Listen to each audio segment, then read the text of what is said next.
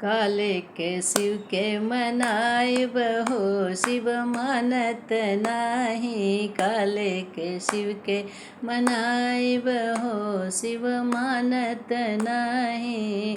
पूरी मिठाई शिव के मन ही न भावे, पूरी मिठाई शिव के मन ही न भावे। मिश्री मलैया कहाँ पायब हो, शिव मानत नाही।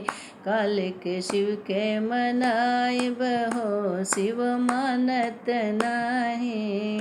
साल दो साल शिव के मन ही न भावे, साल दो साल शिव के मन ही न भावे।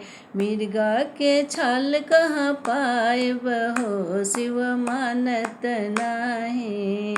मिर्गा के छाल कहाँ पायब हो, शिव मानत नाही। काले के शिव के मनाइब हो, शिव मानत नाही। कोठा अटारी शिव के मन ही न भावे, कोठा अटारी शिव के मन ही न भावे। टूटही मड़ैया कहाँ पायब हो, शिव मानत नाही। टूटही मड़ैया कहाँ पायब हो, शिव मानत नाही। काले के शिव के मनाइब हो, शिव मानत नाही। पूरी मिठाई शिव के मन ही न भावे, पूरी मिठाई शिव के मन ही न भावे। भांग धतूर कहाँ पायब हो, शिव मानत नाही।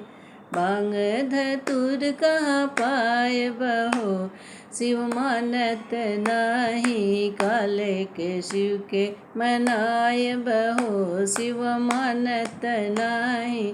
काले के शिव के मनाइब हो, शिव मानत नाही।